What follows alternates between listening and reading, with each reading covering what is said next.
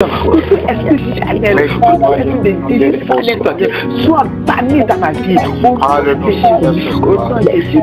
Parle-nous ce soir. Parle-nous ce soir. Parle-nous ce soir, Seigneur. Parle-nous ce soir. Parle-nous ce soir. Parle-nous ce soir. Parle à nos cœurs. Parle à nos cœurs. Parle à notre esprit. Parle à notre intérieur de chacun d'entre nous. Iko pariaski pariaskantemos. Merci Seigneur. Merci Seigneur. Alléluia, bien-aimés.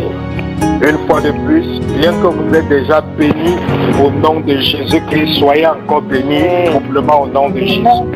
Amen. Amen. Alléluia. Alléluia. Amen. C'est une grâce, un privilège d'être dans la présence de Dieu. Parce que bien aimé, Dieu est ici. Dieu est présent, il est ici, il est présent, il est présent. Si tu as les yeux spirituels, tu vas le voir. Si tu as la sensation spirituelle, tu vas le sentir. Si tu as les oreilles spirituelles, tu vas l'écouter. Si tu as la capacité de sentir spirituellement, tu vas le sentir. Si tu as la capacité de goûter spirituellement, tu vas le goûter. Il est présent, il est là ce soir. Il nous aime. Et ce soir, Dieu veut que toi, tu tues l'idole de ton cœur avant que ça ne te tue. Tue l'idole de ton cœur avant que ça ne te tue. Amen. Ça, c'est une situation très dangereuse dans la vie des enfants de Dieu. L'idole de ton cœur. L'idole de ton cœur. L'idole de ton cœur. Dieu dit, beaucoup mes enfants ils souffrent. Pas à cause des idoles, mais de l'idole. Chacun dans sa vie a une idole. Une idole dans son cœur.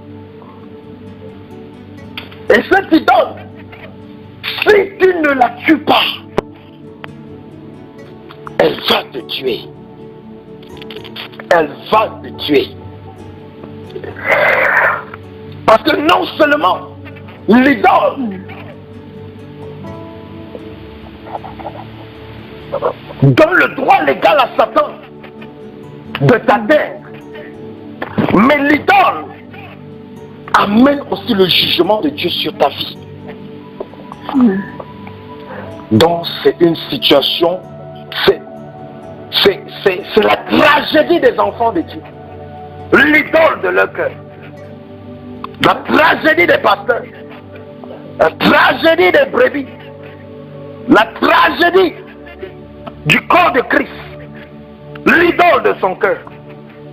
Est-ce que quelqu'un peut ouvrir sa Bible dans le livre d'Exode? Exode chapitre 20. Est-ce que quelqu'un peut nous lire Exode chapitre 20? Exode, c'est le livre après Genèse dans la Bible. Exode chapitre 20. Nous allons lire du verset 1 jusqu'au verset 6.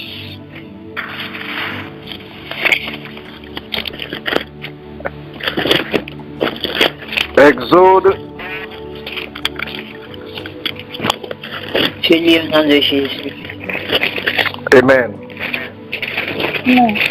Alors Dieu prononça toutes ces paroles en disant: Je suis l'Éternel, ton Dieu, qui t'ai fait sortir du pays d'Égypte, de la maison de servitude.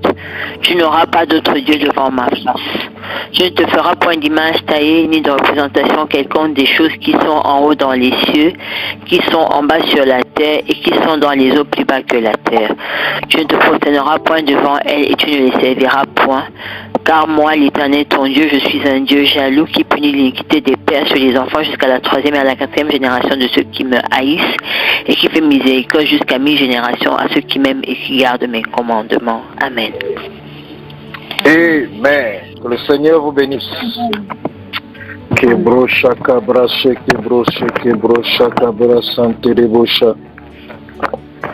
Rekabra shekebro sante keribo shekeribo shakarabo shekeribo shakarabo sakaraboshe. C'est très clair. Dans Exode chapitre 1, le premier commandement que Dieu donne à ses enfants, c'est que je suis l'Éternel ton Dieu. Tu n'auras pas d'autre Dieu devant ma face. Tu n'auras pas d'autre Dieu devant ma face.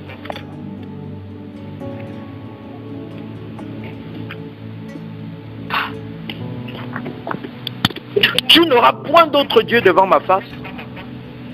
Tu ne te feras point d'image taillée, ni de représentation quelconque des choses qui sont en haut dans les cieux, qui sont en bas sur la terre, qui sont dans les eaux, plus bas que la terre. Tu ne te prosterneras point devant elles, et tu ne les serviras point. Car moi, l'Éternel ton Dieu, je suis un Dieu jaloux, qui punit l'iniquité des pères sur les enfants, jusqu'à la 3e, la 4e génération de ceux qui me haïssent, et qui fait miséricorde jusqu'à la 1000e. Waouh! Amen. Dieu punit jusqu'à la 3e et la 4e génération, mais il fait miséricorde jusqu'à la 1000e. Waouh! Amen. Jusqu'à la 1000e génération. Amen. De Amen. ceux Amen. qui l'aiment et qui gardent ses commandements. Amen. Ça, vous comprenez aujourd'hui pourquoi vous êtes maudits.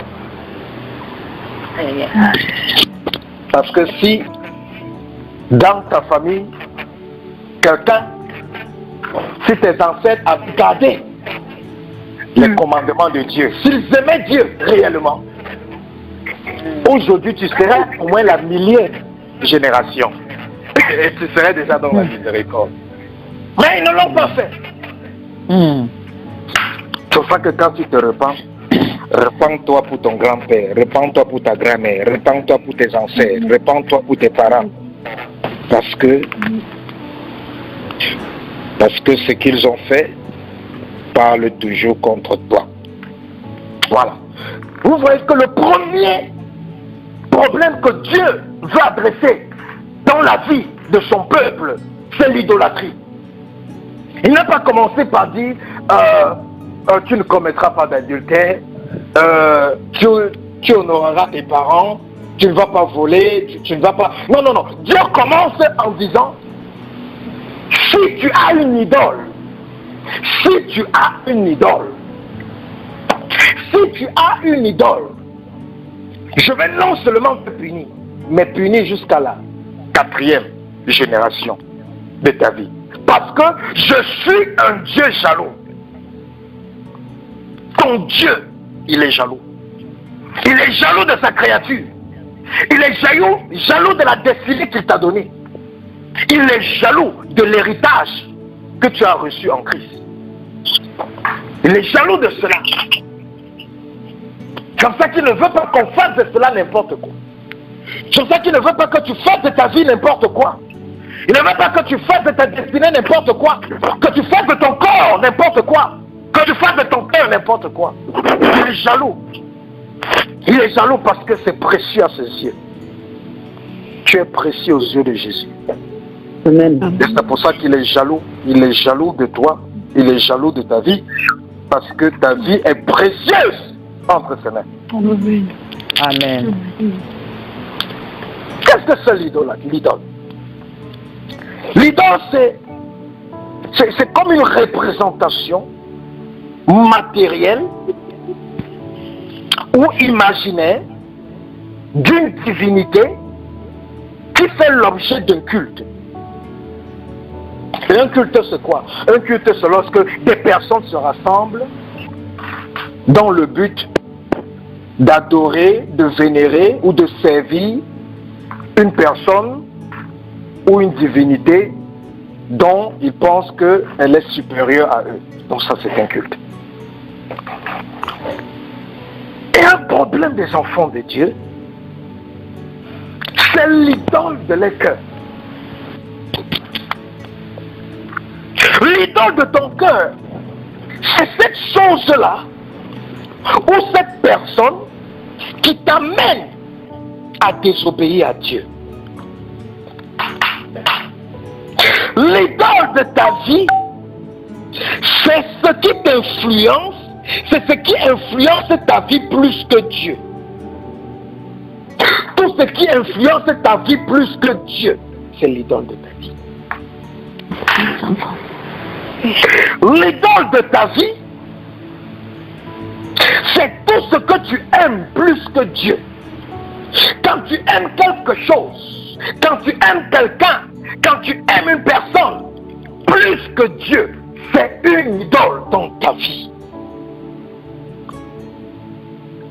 L'idole de ta vie, c'est tout ce que tu contemples, tout ce que tu admires. Il y a des choses que tu admires, des choses que tu contemples, des personnes que tu admires, des personnes que tu contemples, au point que tu rêves de ces choses, tu rêves même de ces personnes. C'est ton idole. C'est ton idole. Tu admires cela, tu contemples cela, au point où cela fait l'objet d'une sorte de vénération dans ta vie. Tu commences à vénérer cette chose, tu commences à vénérer cette personne, parce que tu l'admires tellement, tu l'aimes tellement. C'est une idole dans ta vie. C'est une idole.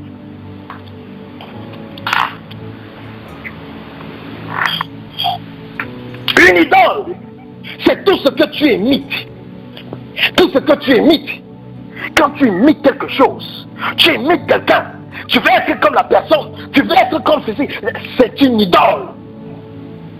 Tout ce que tu imites, tu veux faire de cette manière-là. Tu veux faire comme ils font. Tu veux agir comme ils agissent. Tu veux t'habiller comme ils s'habillent. Tu veux être présentable comme ils sont présentables. Tu veux être acclamé comme ils sont acclamés. L'idole de ton cœur, c'est ce que tu imites. L'idole de ton cœur, c'est ce que tu adores. Ce que tu adores. Ce que tu adores. Il y a même des personnes qui disent à leur femme, chérie, je t'adore.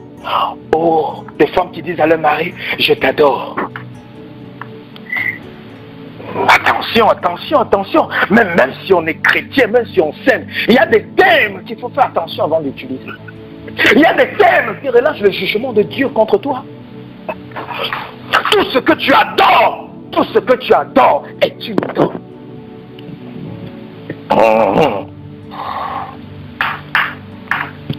L'idole. Tu dois tuer l'idole de ta vie avant qu'elle ne te tue. Avant qu'elle ne te tue. Chacun a son idole. Mais nous allons citer quelques idoles parmi tant d'autres. Mais même si Dieu ne cite pas ton idole ce soir, parce qu'il va te parler par rapport à ces idoles, tu vas identifier ton idole et tu vas le mettre hors d'état de nuit quand on va prier tout à l'heure. Alléluia. Amen. Est-ce que quelqu'un est prêt à mettre hors d'état de nuit son idole? Amen. Amen. Amen. Amen. Est-ce que quelqu'un est prêt à tuer son idole? Amen. Est-ce que tu es prêt à tuer ton idole ce soir? Amen. Jésus. Amen. Amen. Amen.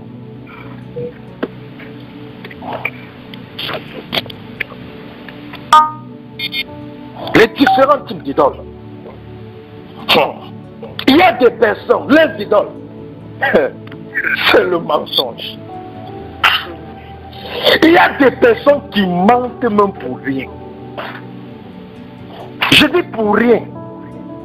Il y a des gens qui mentent bon, parce qu'ils veulent couvrir quelque chose, d'autres qui mentent parce que peut-être ils veulent avoir un intérêt, d'autres qui mentent peut-être parce qu'ils veulent, ils essaient de résoudre un problème ou une situation, ou ils essaient de cacher quelque chose. Mais il y a des gens que leur degré de mensonge, ils mentent même pour rien. Ils mentent mentent pour rien. Ils mentent comme ils respirent.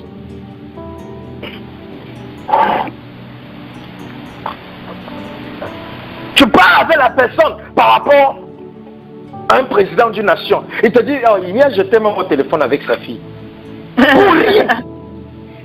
Les mensonges pour rien.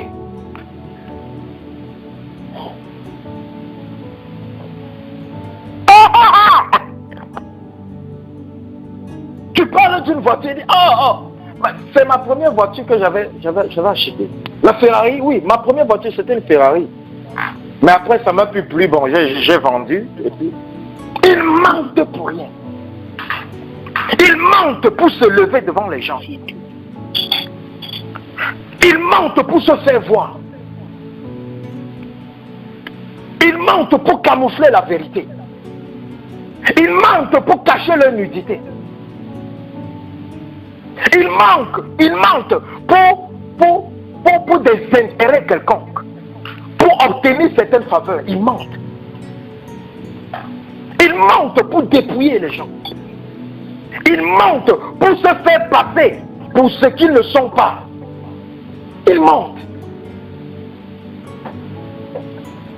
Le mensonge. Le mensonge. Nous voyons même Sarah. Sarah, la femme d'Abraham. Elle a eu même l'audacité de mentir aux anges de Dieu. Ah! Les anges de Dieu disent, Sarah, tu as ri. Elle dit non, elle n'a pas ri. Il y a des gens que même devant Dieu vont mentir. Ils savent que Dieu connaît tout. Dieu voit même tout avant qu'on ne fasse. Avant qu'on ne... Dieu écoute même ta parole avant que ça ne sorte même de ta bouche, avant que ça ne sorte même de ton cœur. Mais la personne va se tenir devant Dieu et mentir. Il y a des gens que Dieu apparaît devant eux. Ils vont mentir Dieu. Pourquoi? Parce que le mensonge est une idole dans leur vie. Et ça a un objectif, les abattre. C'est les abattre. C'est les livrer à Satan. Ton idole est là pour te livrer à Satan et au jugement de Dieu.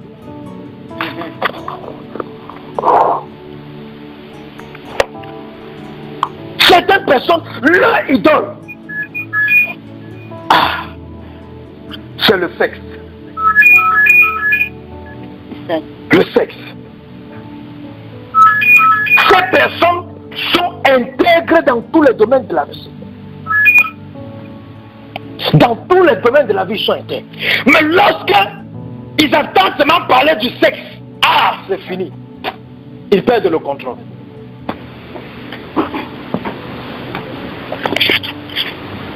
Ils oublient qu'ils sont enfants de Dieu.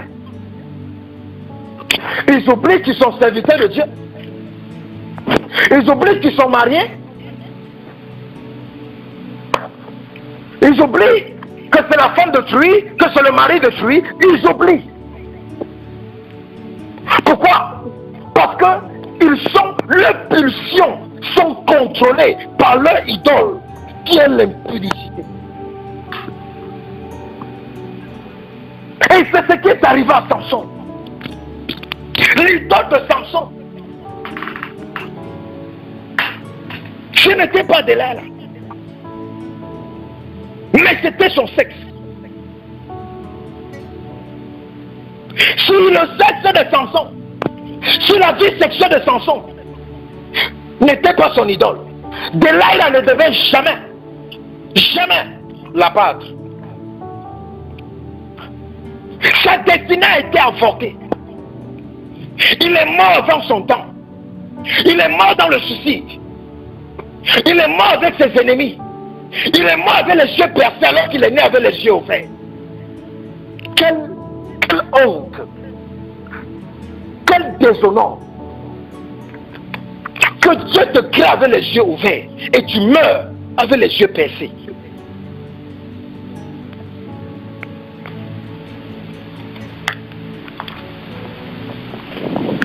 Tu quittes ce monde diminué.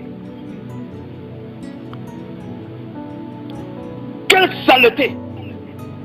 Quelle insulte envers la réputation de notre Dieu. À cause de quoi? Son idole. l'impudicité, son sexe. Son sexe l'a rendu sourd. Ça l'a rendu bête. Une femme le dit, je vais te tuer tous les jours. Mais elle est toujours sur son lit. À cause de quoi? Parce qu'elle le satisfait bien au lit.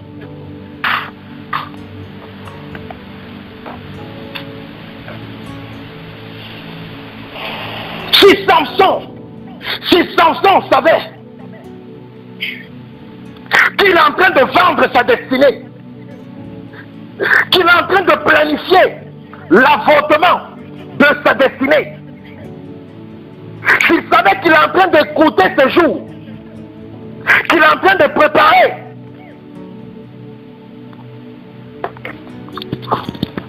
la mission que le diable a de percer ses yeux, si Samson savait ça, s'il savait ça, il ne devait plus aller sur le lit de Delaël.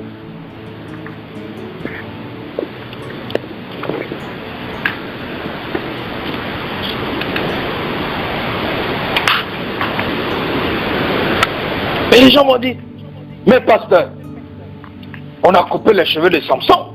Mais la Bible dit les cheveux de Samson ont commencé à pousser. Et quand les cheveux de Samson ont commencé à pousser, Samson est devenu encore fort. Il est devenu fort dans quoi? Dans l'esclavage. À quoi sert la force dans l'esclavage? À quoi sert les millions dans l'esclavage? À quoi sert les biens matériels, les biens financiers? À quoi sert les maisons dans l'esclavage? À quoi ça sert? À quoi sert l'onction dans l'esclavage? Oui, son onction est revenue, sa force est revenue, mais à quoi ça sert avec les yeux fermés? On te crève les yeux, même si on te donne tout l'argent du plus riche de ce monde. Tu serais heureux? Tu serais heureuse? Si on te crève les yeux aujourd'hui, on te dit, je te crève les yeux, on te donne tout l'argent du monde entier. Tu vas accepter? Personne d'entre vous ne va accepter. Tu vas te réjouir avec les yeux fermés. Mais à cause de son idole, le sexe, l'impudicité, Samson a laissé son idole le tuer. Samson a laissé son idole là-bas. Samson a laissé son idole détruire sa destinée. Samson a laissé son idole insulter la réputation de Dieu. Parce que Samson était un envoyé de Dieu. Il était quelqu'un qui avait été mis à part pour Dieu. Quelqu'un qui avait été consacré avant sa naissance. Mais qui a fini sa vie comme une insulte pour son Dieu. Ton idole, si tu ne le tues pas, si tu ne la tues pas, elle va faire de ta vie une insulte pour le royaume des cieux, une insulte pour les nés de nouveau, une insulte pour le ciel, une insulte pour le nom de Jésus. Tue ton idole, bien-aimé, avant qu'elle ne te livre à Satan. Tue ton idole avant qu'elle ne précipite tes pieds dans la tombe. Tue ton idole. Amen. Avant qu'elle te mette dans l'esclavage avec les yeux crevés comme Samson. Tue ton idole. Ton idole doit mourir. On ne négocie pas avec son idole. On assassine son idole. On abat son idole. On creve son idole. On tue son idole. On écrase son idole. On met en état de nuit son idole. Parce que l'idole vient te tuer. L'idole vient te tuer. Ces petits moments de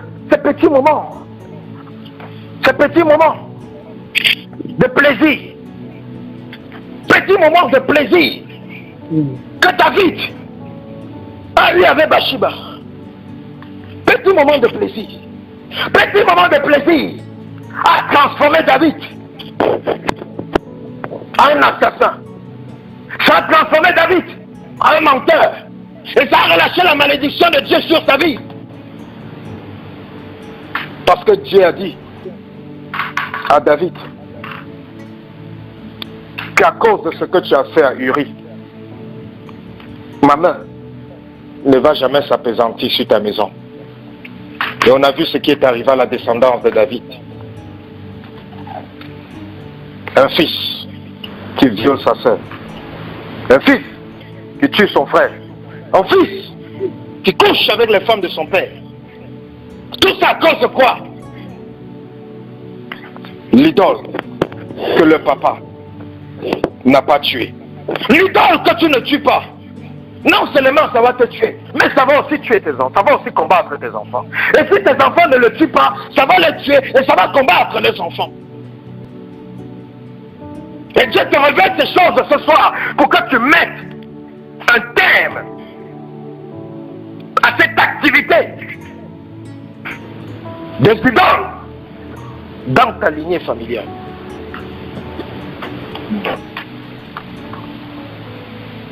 Certaines personnes, l'idole, c'est la cupidité. Tellement cupide. Tellement cupide. Ils n'aiment pas donner. Des gens que même pour donner à leurs enfants, il faut qu'on les supplie.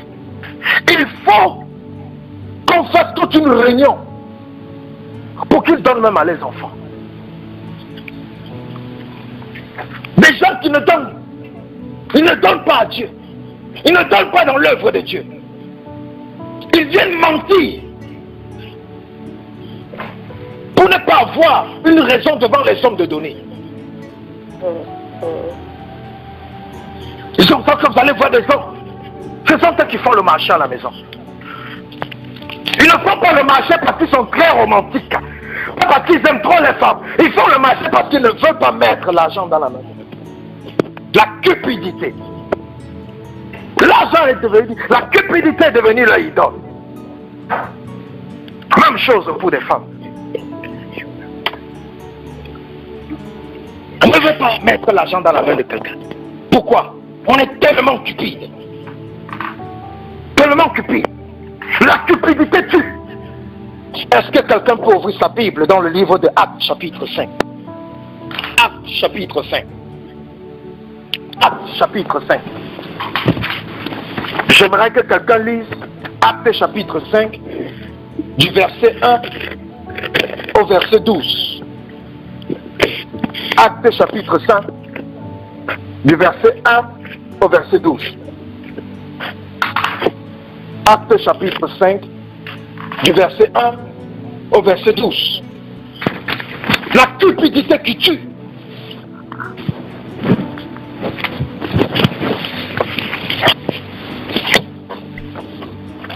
Je lis la parole de Dieu. Amen. Cependant, un homme appelé Ananias, avec Saphira sa femme, vendit une propriété et garda une partie du prix en accord avec sa femme. Il apporta le reste et le déposa aux pieds des apôtres. Pierre lui dit, Ananias, pourquoi Satan a-t-il rempli ton cœur au point que tu aies menti au Saint-Esprit et gardé une partie du prix du champ? S'il n'avait pas été vendu, ne te restait-il pas? Et après l'avoir vendu, n'avais-tu pas le droit de disposer du prix?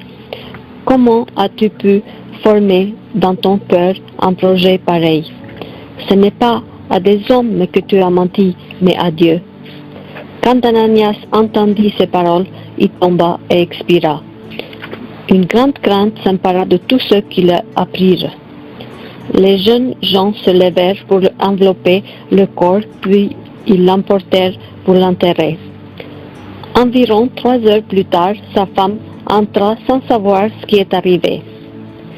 Pierre lui adressa la parole. « Dis-moi, est-ce bien à ce prix que vous avez vendu le champ ?»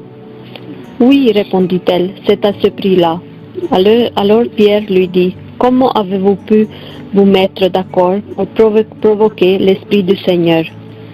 Ceux qui ont enterré ton mari sont à la porte et ils vont t'emporter toi aussi. » Elle tomba immédiatement aux pieds de l'apôtre et expira.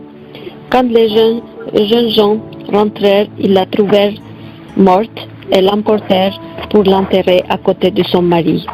Une grande crainte s'empara de toute l'Église et de tous ceux qui apprirent ces événements. Amen. Que Dieu vous bénisse. Amen. Vous voyez ce qui se passe.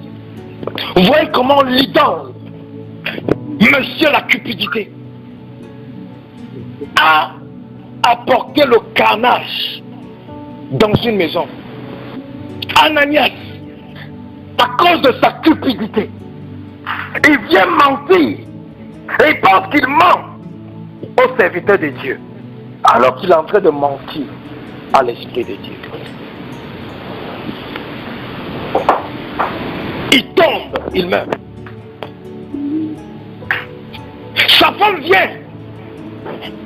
Au lieu de dire la vérité, elle ment. Elle tombe, elle meurt. Beaucoup d'enfants de Dieu spirituellement, ils sont déjà morts, comme Ananias et Saphira. Mais physiquement, ils sont en vie. Pourquoi? Lorsqu'ils ont parlé à des soins de Dieu, ils ont menti. Ils ont cru qu'ils mentaient loin de Dieu, alors qu'ils mentaient l'Esprit de Dieu qui est en eux. Et ces gens vont voir que dans leur vie, rien ne marche. Tout est mort. Pourquoi? Leur idole les a tués.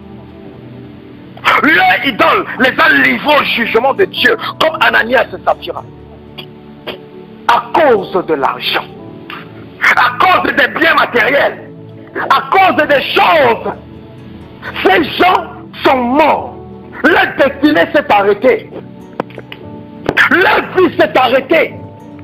Pas à cause d'un démon, pas à cause du sorcier de leur famille, pas à cause d'un magicien, pas à cause du marabout, mais à cause de la cupidité dans leur cœur. C'est pas un démon qui a tué Ananias. C'est pas un démon qui a tué Saphira. C'est leur cœur, l'idole de leur cœur, monsieur cupidité. L'idole de ton cœur te tue tous les jours. Donc tu l'entretiens, il te tue. Il tue ta carrière. Il tue ton mariage. Il tue tes enfants. Il tue tes petits-fils, tes petites-filles. Il tue ton ministère. Il tue ton appel. Il tue ta grâce. Il tue tes bénédictions. Il tue ta faveur. L'idole de ta vie. Si tu ne le tues pas, il va te tuer comme Ananias. Il va te tuer comme Saphira. Il va te tuer comme Samson.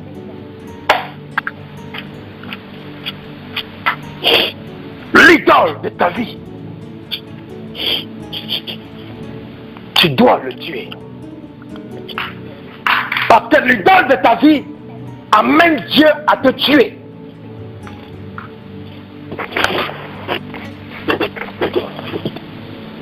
C'est pas les démons, c'est pas les sorciers qui ont tué Saphira et Ananias. C'est le Saint-Esprit qui les a tués.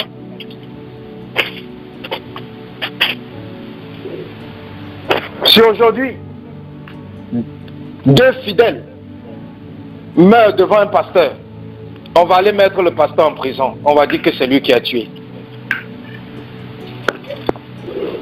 Pourquoi? Parce que le monde est charnel.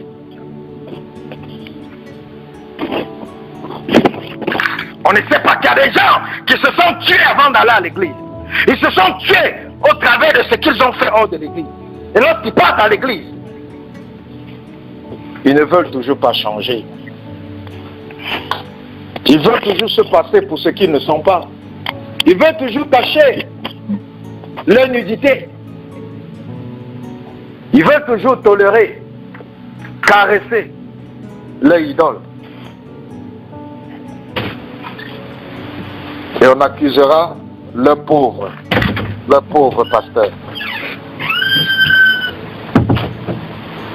Tu dois tuer l'idole de ton cœur. Tu dois tuer l'idole de ton cœur. L'idole de Saphira et Ananias, c'était la cupidité. Ils aimaient tellement les biens matériels. Et à cause de ça, ils ont perdu leur âme.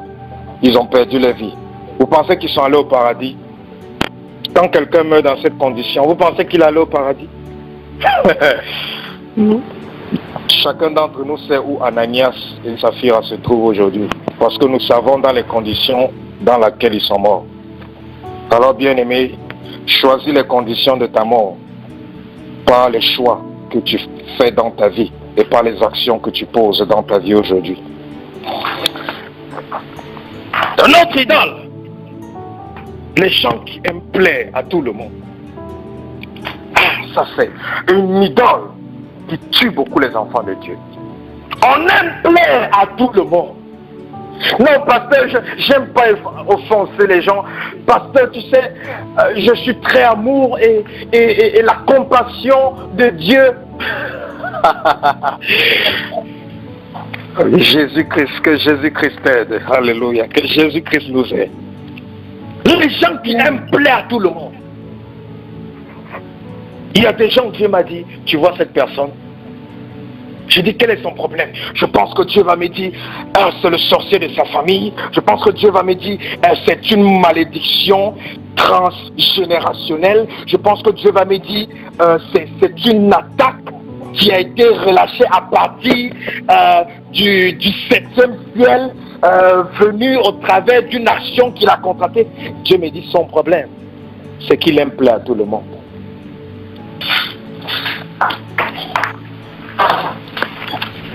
Ça fait mal. Et vous voyez, la personne souffre, la personne souffre, la personne souffre, la personne chasse les démons tous les jours. Alors que son problème, c'est l'idole de son cœur. Je veux plaire à tout le monde. Tout le monde n'est pas appelé à être l'ange Gabriel. Tout le monde n'est pas appelé à être Jésus. La destinée de Jésus, c'était de venir sur terre et mourir sur la croix. Moi, Dieu ne m'a pas appelé à venir sur terre et mourir sur la croix. Donc si tu veux me mettre sur la croix, c'est toi-même qui vas aller sur la croix. Parce que ma destinée, ce n'est pas que je finisse sur la croix. Mais si toi tu es comme Jésus, si toi ta destinée c'est la destinée de Jésus, c'est bien. Laisse que Satan te mette sur la croix, c'est ton problème. Il faut savoir imiter Dieu. Les gens disent que non, il faut imiter Jésus. Jésus était sur la croix, il a dit pardonne-les. Ok. Il n'y a pas de problème. Pas de problème. Quand tu seras dans la rue, on va venir te mettre le couteau dans la gorge. Dis Seigneur, pardonne ce brigand qui s'apprête à couper ma tête. Au nom de Jésus, merci Seigneur. Peut-être c'est ton appel, peut-être c'est ta destinée. Mais moi, je sais que Dieu ne m'a pas appelé à mourir sur la croix. Parce que Jésus est déjà mort sur la croix pour moi. C'est fini comme ça. Amen. Les gens qui aiment plaire à tout le monde. Qu'est-ce qui a tué? Qu'est-ce qui a tué Saül? La Bible dit, c'était un homme intègre. Dieu a cherché dans tout le royaume d'Israël. Il a choisi Saül. La Bible dit, lorsque l'Esprit de Dieu est entré en Saül, Dieu lui a donné un nouveau cœur. Donc c'est quelqu'un qui était une nouvelle créature. C'est pour ça que quand il a commencé à gouverner en Israël, il était imbattable. Il était majestueux. Il était prestigieux. Il était puissant. Sa renommée allait de ville en ville, de territoire en territoire, de royaume en royaume. On disait qu'il y a un homme, il y a un jeune homme qui vient d'être élevé dans une nation là-bas. Il est incroyable. Mais qu'est-ce qui a tué Saül? Lorsque Saül attend le prophète, quand le prophète Samuel vient faire les sacrifices, Saül savait qu'il n'est pas un sacrificateur. Il n'a pas l'autorisation de Dieu de faire les sacrifices. Mais la Bible dit, les soldats de Saül, le peuple de Saül, a dit Saül, tu es le roi. Il n'y a plus le temps. Samuel tarde, va faire les sacrifices. Et Saül, au lieu de se souvenir que c'est Dieu qui l'a établi roi, que ce n'est pas ses sujets qui l'ont établi roi, il a voulu placer ses sujets. Parce que ses sujets disaient, Saül, tu es un grand roi. Saül, tu es puissant. Saül, tu es prestigieux. Saül, tu es puissant. Et Saül aimait ça. C'est pour ça qu'il allait faire les sacrifices. Et lorsque Samuel est arrivé, il a dit Samuel, pourquoi? Samuel a dit Saül, pourquoi? Pourquoi tu allais le faire? Et Saül s'est mis à pleurer. Tu t'avais à venir. Et le peuple m'a dit, l'idole de Saül, je veux plaire à tout le monde, je veux plaire au peuple, plaire. Lorsqu'il était devant le Sanhédrin, dans le livre de Actes, la Bible dit, Pierre s'est levé, il a parlé à haute et intelligible voix, il a dit, vaut mieux obéir à Dieu qu'obéir aux hommes. Ce qui est arrivé à Saül ne va pas m'arriver, parce que Pierre avait entendu ce qui s'était passé avec Saül. Il a dit, non, les hommes veulent m'amener à désobéir à Dieu. Non, je préfère obéir à Dieu et mourir qu'obéir aux hommes. Je préfère plaire à Dieu au lieu de plaire aux hommes. Parce que plaire aux hommes m'amènera dans la perdition. Amen. Amen. L'idole des enfants de Dieu. Je veux plaire à tout le monde. Je veux plaire à toute ma famille. Je veux plaire à tous mes oncles. Je veux plaire à tous mes collègues de travail. Je veux plaire à toute l'église. Je veux plaire à tous ceux que je rencontre dans la rue. Mais bien aimé, quand tu lis la Bible, Jésus-Christ a passé toute sa vie, tout son ministère, à offenser les gens. Oui. Quand il voyait ceux qui adultèrent, il lui a dit, bien que je t'ai sauvé de la lapidation, va et ne recommence plus l'adultère. Il a guéri le malade qui avait fait plus de 30 ans couché devant la piscine de Bethesda. Plus de 30 ans après l'avoir guéri. Lorsqu'il revient dans le temple, Jésus le dit, ne pêche plus afin que ta situation ne devienne plus grave. Jésus n'était pas là pour plaire aux gens. Non. Il n'était pas là pour plaire. Jean-Baptiste n'était pas là pour plaire aux gens. C'est pour ça que lorsqu'il a vu Hérode prendre la femme de quelqu'un, il a dit à Hérode, méfie-toi. Car sur ton lit, tu as une femme étrangère. Elle ne t'appartient pas. C'est la femme de quelqu'un. Relâche-la. Et ça a valu sa tête. Mais il a perdu sa tête, pourquoi? Parce qu'il voulait plaire à Dieu, non aux hommes. Mais aujourd'hui, les enfants de Dieu, tu es quel enfant de Dieu? Tu veux plaire à tout le monde. Comment vas-tu plaire? Il y a même certaines personnes qui veulent plaire à Satan. Il y a même certaines personnes qui prient pour la repentance de Satan parce qu'ils sont très remplis de compassion. Dis Seigneur, pardonne les péchés de Satan, pardonne les péchés des démons, aide-la à se repentir. Parce que tu aimes, tu es tellement rempli de compassion. Tu veux plaire même Satan. Les gens qui veulent plaire les enfants. Ils laissent les enfants faire du n'importe quoi. Quand tu aimes l'enfant, tu le châties. Amen. Quand tu aimes l'enfant, tu le corriges. On veut plaire à tout le monde. Ça, c'est une idole qui détruit beaucoup les enfants de Dieu. Il dit Jésus allait aussi dîner avec les pécheurs. Oui, il allait dîner avec les pécheurs. Mais le même Jésus qui allait dîner avec les pécheurs, le même Jésus ne s'est jamais associé avec eux. Il allait toujours dormir avec les disciples. Il allait rendre un ministère chez les pécheurs, mais il allait dormir avec les disciples. Toi, tu n'as pas dormi. Tu n'as pas dormi avec les infidèles. Tu te mets sur un joug étranger. Et tu te poses la question pourquoi ta vie ne change pas. Ton idole est en train de préparer ton enterrement. Mais au nom de Jésus, il a été exposé. Ça ne sera plus ta portion. Amen. Tu ne peux pas plaire à tout le monde.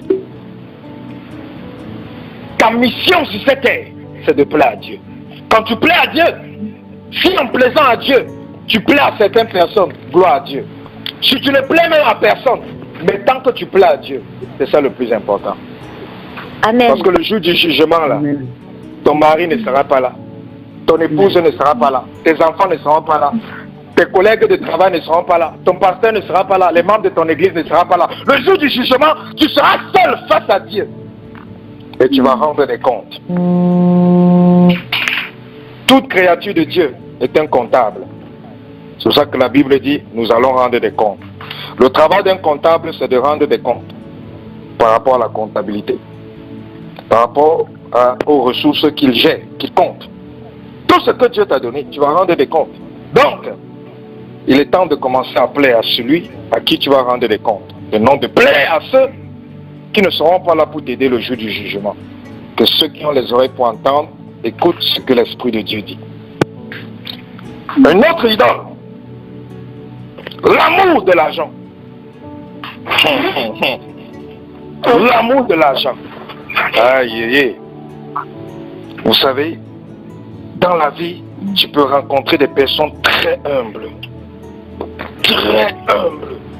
très pieuses. Mais dès que cette personne commence déjà à prospérer un peu financièrement, oh, tu vas dire, mais c'est encore le frère Paul qui était timide là. C'est lui maintenant là-bas. Comme même lorsqu'on salue, il ne regarde même plus. L'amour. Les gens que l'amour change leur caractère. Les gens qui aiment tellement l'amour, qui sont prêts à compromettre avec Dieu à cause de l'argent. Ils aiment tellement l'argent qu'ils sont prêts à compromettre Dieu, avec Dieu.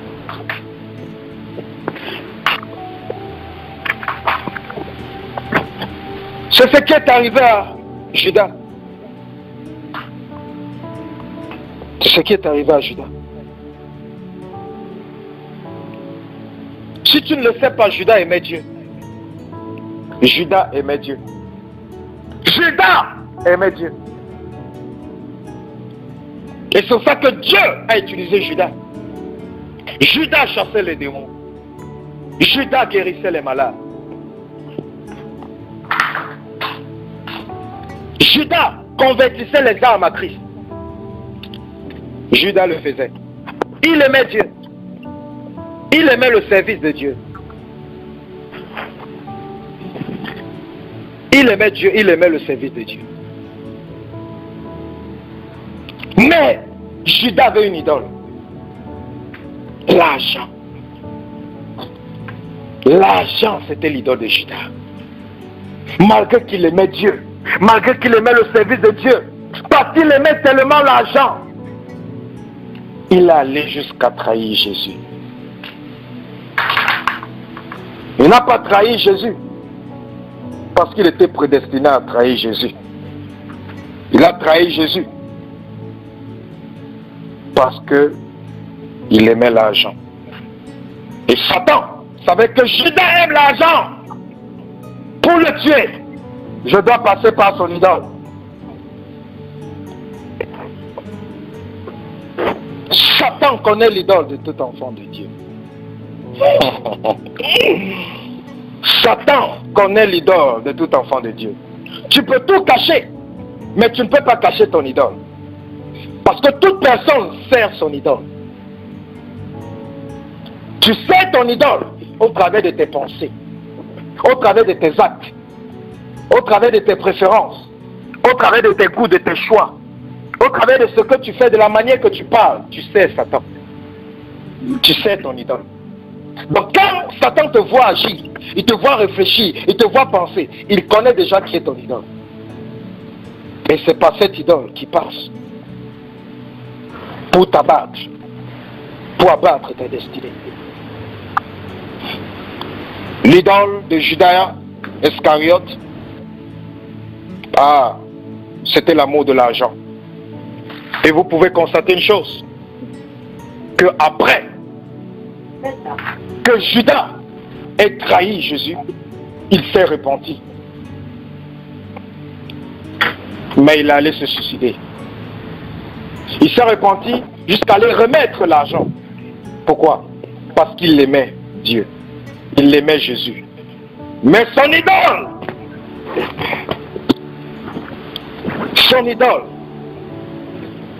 idole l'a abattu. C'est pour ça que quand tu vas prier tout à l'heure, tu vas prier avec une violence que tu n'as jamais prié depuis que tu es né. Parce que ton idole là, c'est ça que Satan utilise pour te tuer. Et non les démons. C'est ton idole que Satan utilise pour te tuer et non les démons. Il y a deux combats. Le combat spirituel interne et le combat spirituel externe. Le plus important, c'est le combat spirituel interne. Quand tu combats ce qu'il y a dans ta vie, ça c'est un autre thème, c'est un autre enseignement. Une autre idole, certains enfants de Dieu, leur idole c'est la nourriture. Ah oui, même des serviteurs de Dieu, leur idole c'est la nourriture. C'est ça que vous voyez, on envoûte les chrétiens comme les amusements. Pourquoi? Parce qu'ils marchent avec l'estomac. L'estomac est devant lorsqu'ils marchent. Ils veulent toujours remplir l'estomac. Ils aiment tellement la nourriture. C'est pour ça qu'ils ne peuvent même pas jeûner. Tous les jours, ils reportent le jeûne. Je commence le jeûne lundi. Ah, lundi, mais il voit ce plat copieux. Il dit que non. Seigneur, mardi. Mardi, son ami vient le visiter. Je t'amène au restaurant. Il dit, ok, Seigneur, mercredi. Mercredi, il arrive au travail. On dit, oh, il y a l'anniversaire d'un collègue. Il dit, oh, ok, je dois. Oh, si je ne mange pas, ça va être. Mon collègue va mal voir ça. Il doit quand même manger son gâteau. Seigneur, ok, je commence le jeûne jeudi. Jeudi, Satan vient là-bas. Le jeûne qui devait commencer lundi, c'est ce qui devait empêcher Satan de le tuer jeudi. Mais à cause de son ventre, à cause de la nourriture l'a envoûté. Les enfants de Dieu qui sont envoûtés par la nourriture, ils mangent mal, ils mangent n'importe où. Leur bouche n'a pas de frein lorsqu'il faut avaler la nourriture. C'est ce qui est arrivé au jeune prophète. Le jeune prophète. La Bible nous parle. Moins de bruit, bien aimé. La Bible nous parle. Dieu a envoyé le jeune prophète. La Bible n'a pas dit son nom, mais la Bible l'appelle le jeune prophète. La Bible a envoyé le jeune prophète, avertit le roi d'Israël, Jéroboam, qui avait bâti les autels pour les faux dieux. Il a dit, quand tu pas averti Jéroboam, que je vais le frapper avec ses autels et ses prêtres démoniaques, lorsque tu rentres, ne t'arrête pas chez quelqu'un, ne mange pas chez quelqu'un, ne bois pas chez quelqu'un, rentre chez toi. Mais le jeune prophète, parce que son idole, c'était du poulet bien braisé. C'était les côtelettes du porc bien braisées. Son idole, c'était les huîtres, c'était les crabes, les espèces marines. Il a senti l'odeur. Le vieux prophète a dit, un ange m'est apparu. Et il a dit que tu peux venir manger. Alors que lui-même, il a dit au vieux prophète que Dieu m'a dit de ne manger chez personne, de ne m'arrêter chez personne. Mais maintenant, il cherchait l'opportunité. Lorsque le vieux prophète a dit, un ange m'est apparu, il a dit, oh, amen, amen. Le vieux prophète a dit, un ange m'est apparu, il a dit que tu peux venir manger chez moi. Le jeune prophète a dit dans son cœur, amen, Seigneur, je te glorifie Que ton nom soit élevé, que ton nom soit magnifié. Tu es le Dieu qui sonde les cœurs. Tu es le Dieu qui sonde les reins. Tu as vu dans mon cœur que j'avais faim. Tu as vu dans mon cœur que je voulais du poulet brisé. Tu as vu dans mon cœur que je voulais manger. Et tu as envoyé le vieux prophète pour me donner à manger au travers de l'ange. Il ne savait pas qu'il donnait des louanges à son idole.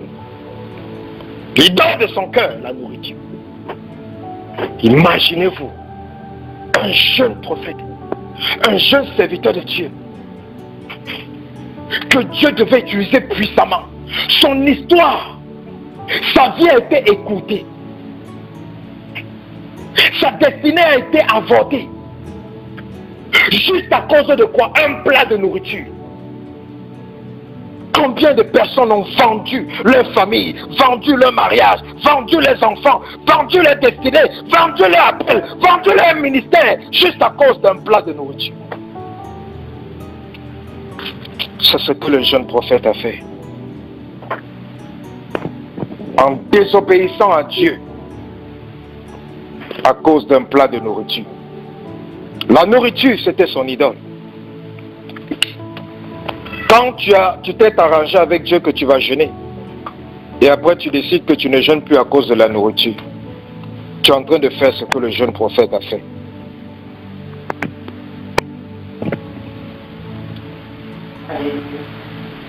Il y a des hommes qui sont allés manger dehors. Les femmes les ont envoûtés. Ils n'ont plus eu l'affection pour leur épouse. Ils ont commencé à vivre dans le péché. Même chose pour les femmes. Elles sont allées manger dehors. Les hommes les ont envoûtés au travers de la nourriture. Elles sont rentrées à la maison, plus d'affection pour le mari. Et la vie de débauche commence. L'impudicité commence. Quelle était la porte d'entrée? L'idole. L'idole.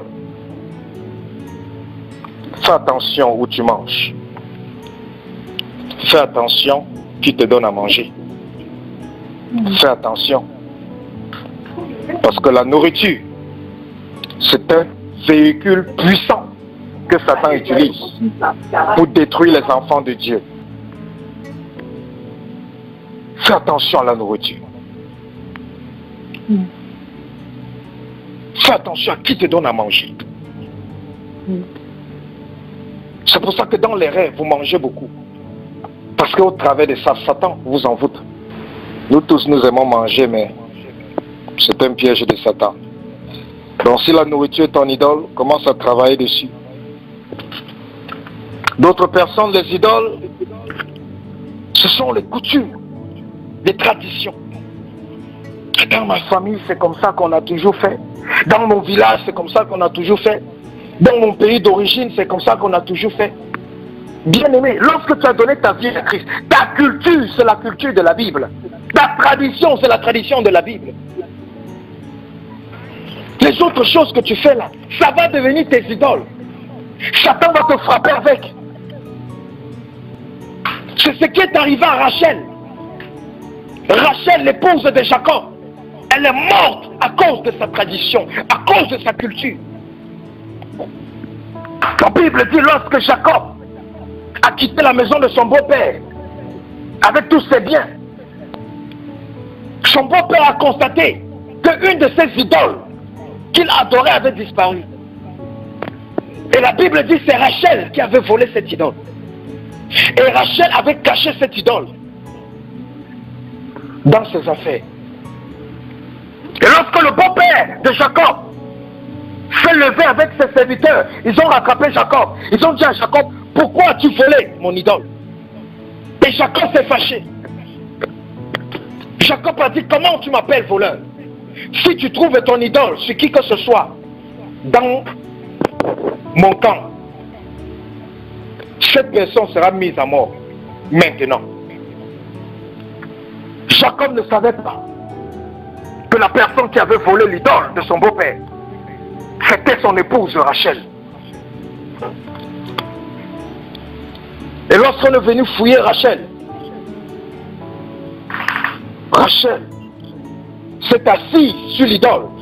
Et comme elle était enceinte, elle a dit, vous ne pouvez pas venir fouiller une femme qui est enceinte. C'est la déshonorer. Ils ont dit, ok, ne la fouillons pas. Ils ont fouillé tout le camp, ils n'ont pas vu l'idole, ils sont repartis. Ils sont repartis. Mais, ils ne savaient pas. Jacob ne savait pas qu'il avait déjà relâché le jugement de la mort contre la personne qui a volé l'idole de son beau-père. Et dès que sa femme a commencé à donner naissance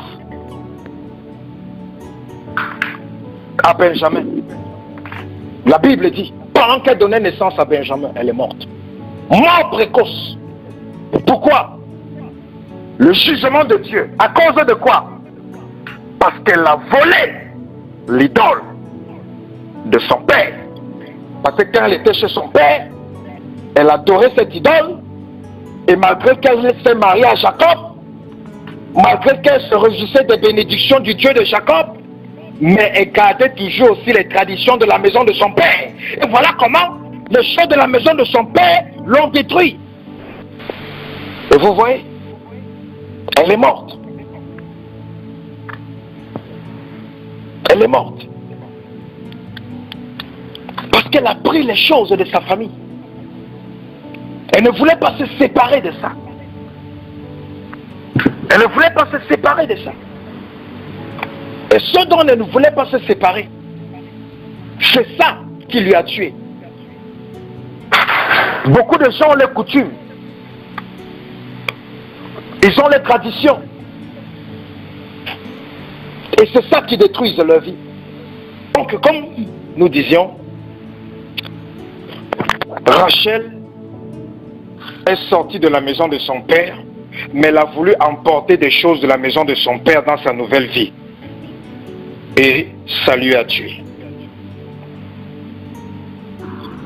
Quand tu deviens né de nouveau, fais attention à ta culture, à tes traditions. Ce n'est plus tout que tu vas continuer à respecter. Ce n'est plus tout que tu vas amener avec toi.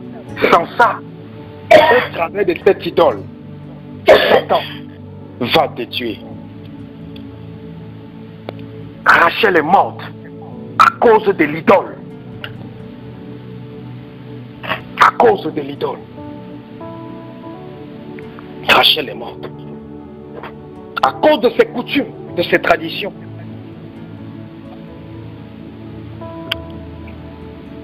Rachel est morte. Il y a d'autres personnes. Leurs idoles, c'est l'amour du monde. Ils aiment tellement le monde. Ils aiment tellement le monde. Ils sont des enfants de Dieu, mais ils aiment les choses du monde. Ils aiment s'habiller comme les mondains. Ils aiment se comporter comme les mondains. Ils aiment agir comme les mondains. Mais alors qu'ils sont enfants de Dieu. Ils aiment les personnes qui se présentent comme les mondains.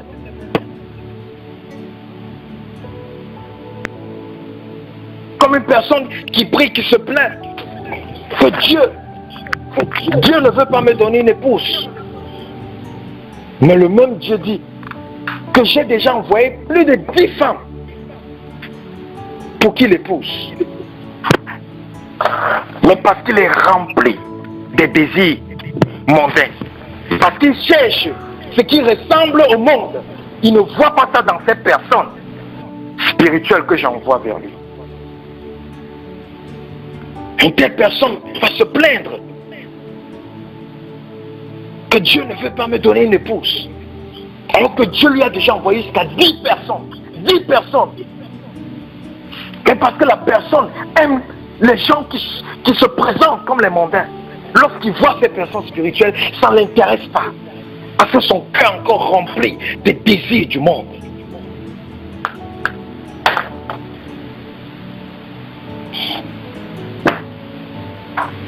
Il dit non, moi j'aime seulement les femmes qui sont brunes. Non, moi j'aime seulement les gens qui sont comme ceci, comme cela. Et Dieu dit que voilà son problème. Les idoles de son cœur. Moi j'aime seulement les hommes qui sont comme ça, les hommes qui ont telle taille, les hommes qui sont comme ça, les hommes qui ont les yeux comme ça, les hommes qui parlent comme ça, les hommes qui ont tel poids, les hommes qui ont tel... Les idoles de ton cœur. Tellement de préférence que ça devient des idoles. Et ça tue ton mariage divin que Dieu avait prédestiné. L'amour du monde. Certaines personnes, c'est le bavardage. Leur idole, c'est le bavardage. Ils n'ont pas de frein à la bouche. Ils bavardent. Et le bavardage, ça amène les gens à les rejeter. Le bavardage, ça les met dans des problèmes. Le bavardage, ça expose leur vie au diable.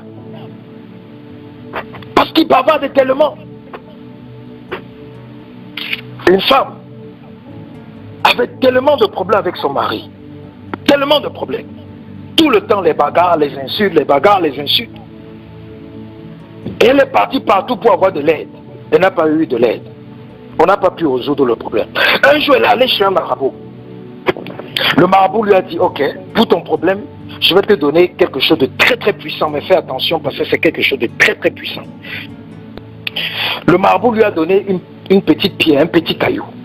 Il lui a dit, tu vois ce caillou, c'est tellement puissant, c'est une puissance incroyable.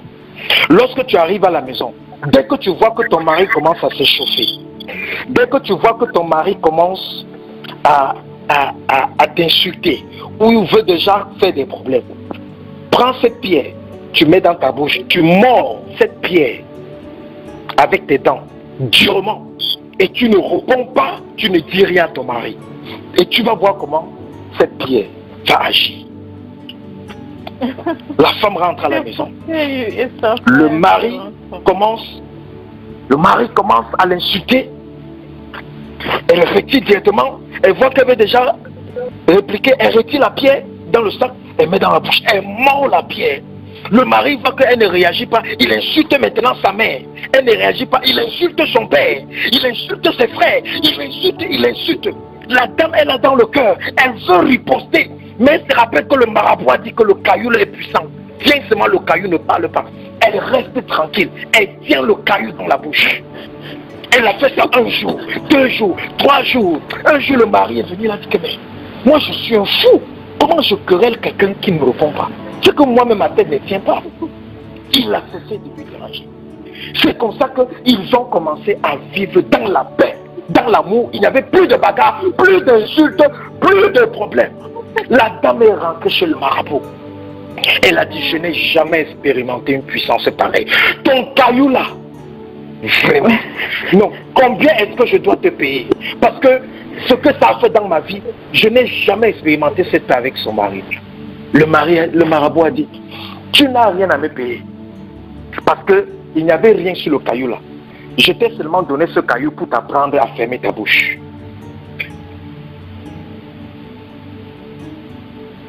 Je t'ai donné ce caillou pour t'apprendre à fermer ta bouche.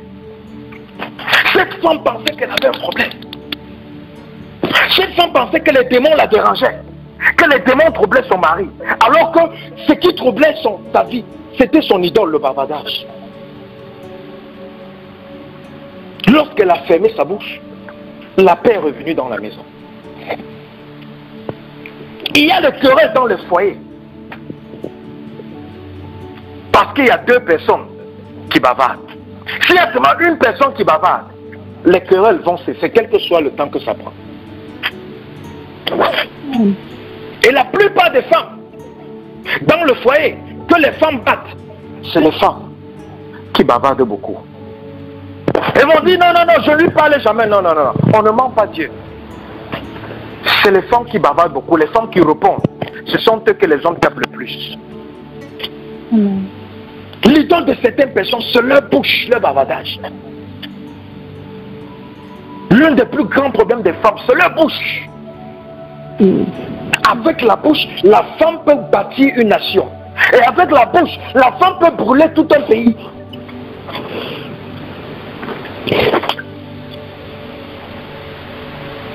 Nous l'avons vu avec Ève et Adam. Même chose pour les hommes.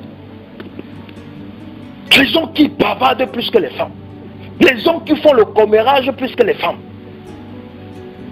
On se demande si ce n'est pas erreur que Dieu les a fait hommes. Parce que quand on les voit bavarder, on dit que cet homme était supposé être une femme. C'est pas erreur qu'il est devenu homme. Le bavardage, c'est une idole. C'est une idole qui tue ses serviteurs.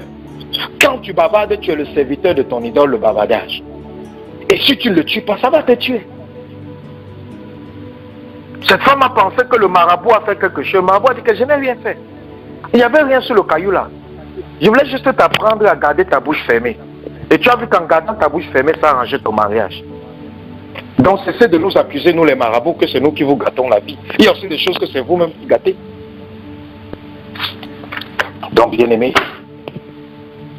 il y a d'autres personnes, les idoles, ils sont très intéressés. Très intéressés. Ça veut dire que quoi?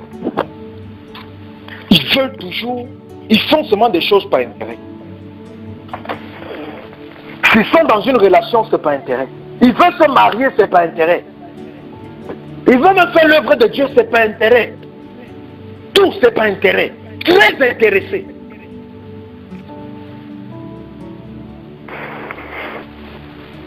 Un cœur qui est très intéressé finira par être corrompu. Parce qu'un cœur qui est intéressé, tout ce qu'il désire, même s'il faut passer par la corruption pour l'avoir, il va le faire. Pourquoi? Parce qu'il est intéressé.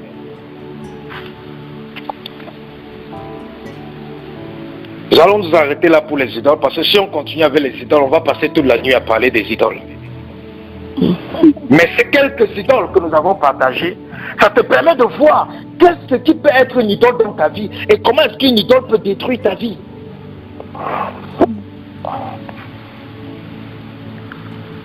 Tu dois tuer ton idole. Tu dois tuer ton idole avant qu'elle ne te tue. Tu ne dois pas être un candidat. Des assassinats des idoles. Ce qui est arrivé à Samson ne doit pas t'arriver. Ce qui est arrivé à Rachel ne doit pas t'arriver. Ce qui est arrivé à Saül ne doit pas t'arriver. Ce qui est arrivé à tous ceux qui ont écouté la voix de leurs idoles et qui ont délaissé leur Dieu. Ce qui les est arrivé ne doit pas t'arriver, bien-aimé.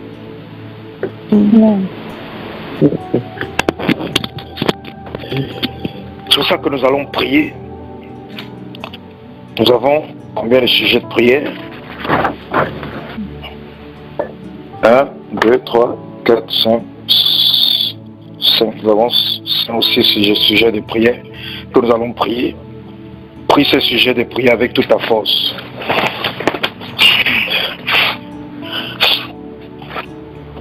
Alléluia.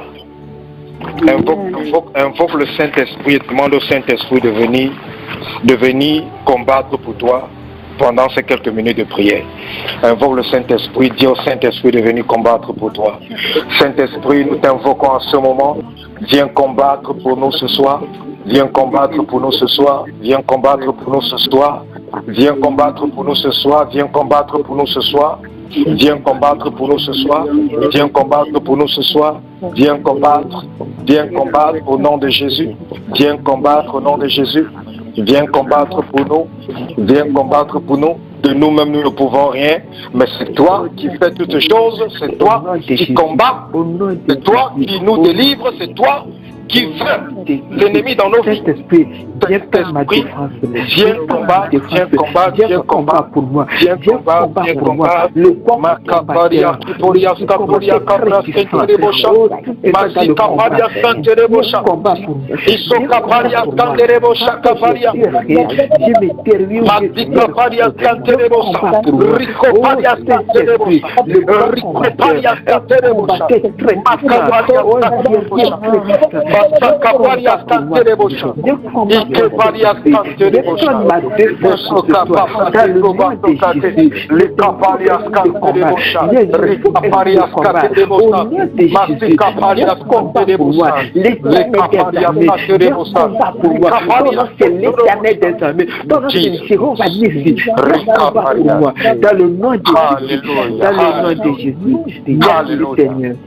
Alléluia. Ce premier sujet de prière, tu vas prier que toute puissance des ténèbres qui sponsorise l'idole de ta vie, que cette puissance meure.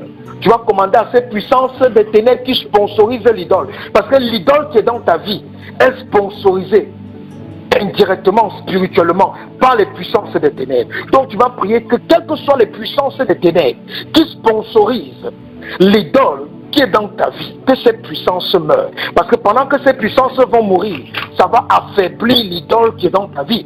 Et cette idole ne pourra plus avoir la capacité de te contrôler comme ça te contrôlait. Dis, oh Seigneur! Oh Seigneur! Seigneur.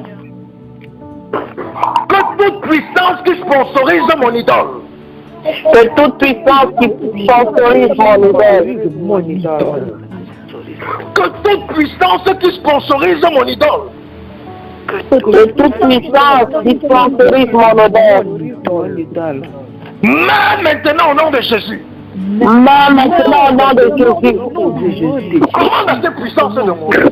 Cette puissance. Oh, rebroché, kiribaba, shekiribo, rebroché, baba, shekiribo.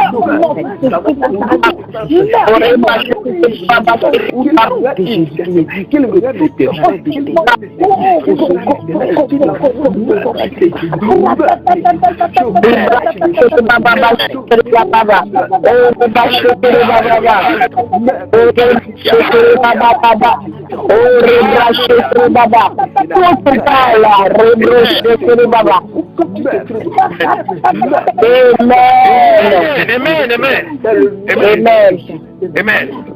Bien aimé. Maintenant tu vas prier. La parole de Dieu dit que la Bible dit que la parole de Dieu est comme un marteau. Amen. C'est comme un marteau. C'est un marteau. Tu vas invoquer le marteau de Dieu pour écraser le trône de toute idole de ta vie. Parce que les idoles, lorsque ça vient dans la vie de quelqu'un, ça vient pour régner dans la vie de la personne. Et quand ça vient pour régner dans la vie de la personne,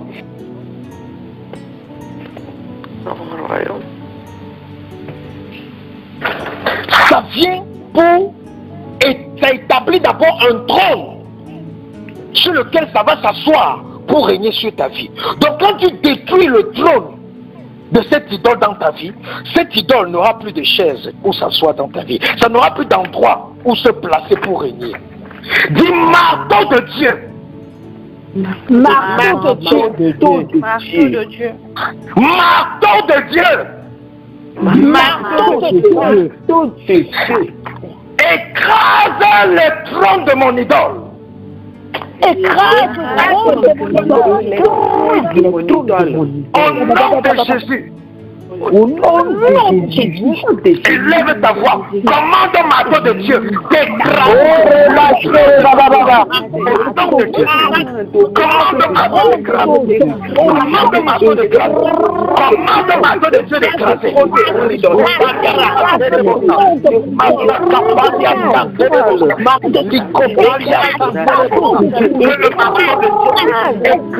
Le sang de ton corps, le sang de ton corps, ça s'écrase,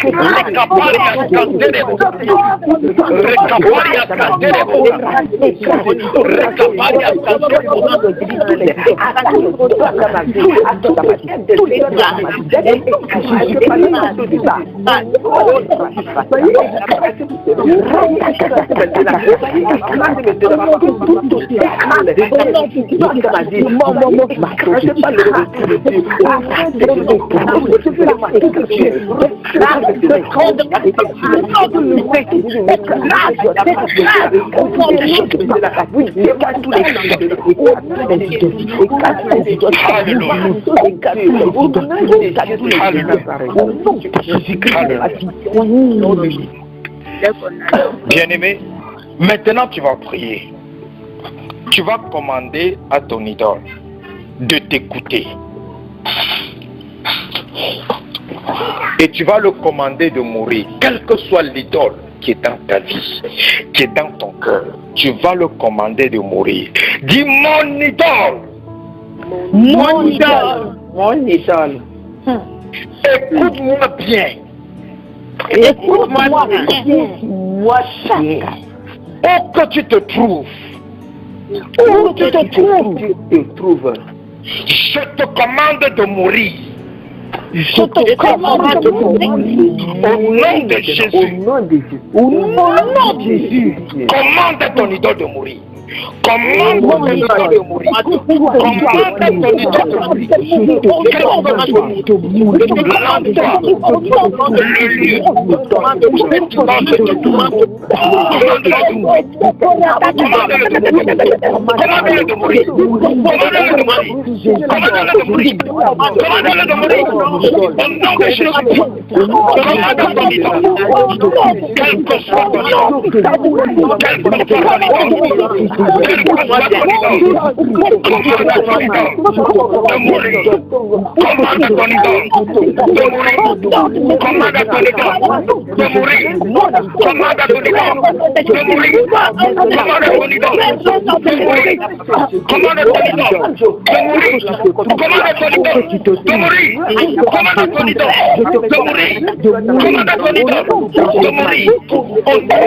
Jésus-Christ de Nazareth.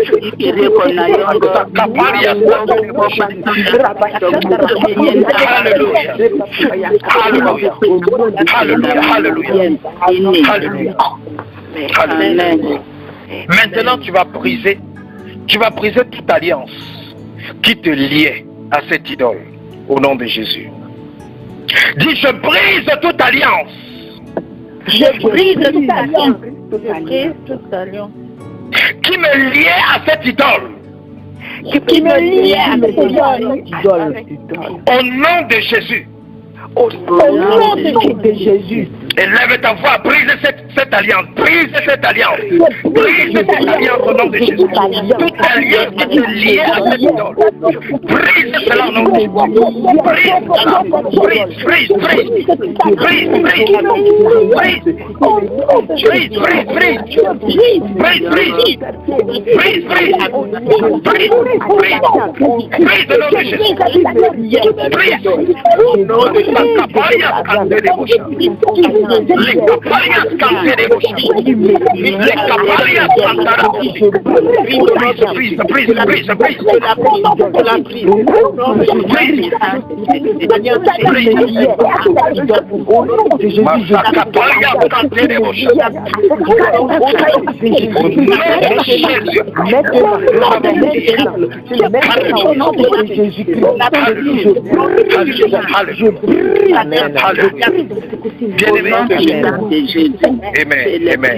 Amen. Bien-aimé, maintenant, tu vas invoquer le feu du Saint-Esprit pour consumer tous les bagages de ton idole dans ta vie. Parce que lorsque l'idole vient dans ta vie, ça vient avec les bagages. Ça vient avec les pensées. Ça vient avec les sentiments. Ça vient avec les émotions. Ça vient avec des choses. Donc tu dois prier que le feu de Dieu consume tout ce que l'idole de ta vie a apporté dans ta vie lorsque c'est venu. Dis Saint-Esprit. Saint-Esprit. Par ton feu. Consume tous les bagages de mon idole dans ma vie au nom de Jésus. Consume tous les bagages de mon idole dans ma vie. Maman, que le feu de Saint-Esprit tous les bagages de mon idole dans ma vie. Les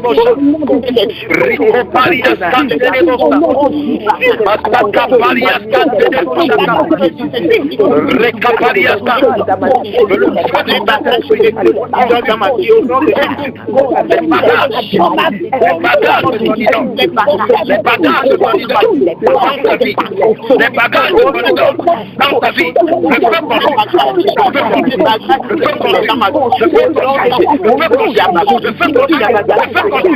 le feu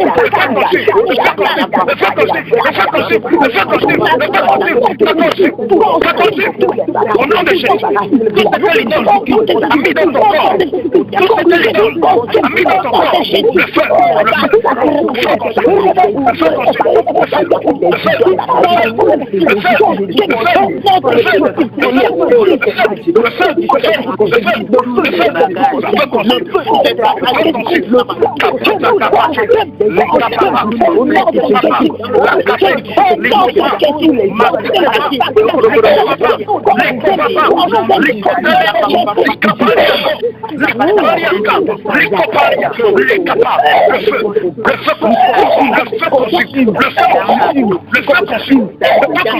Tout ce que l'idole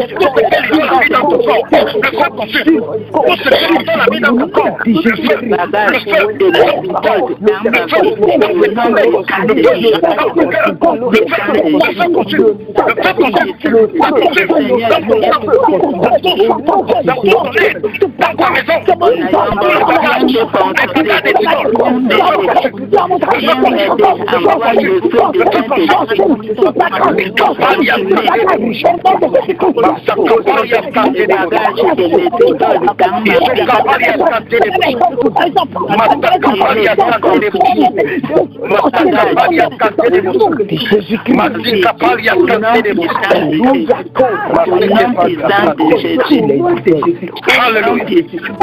Alléluia.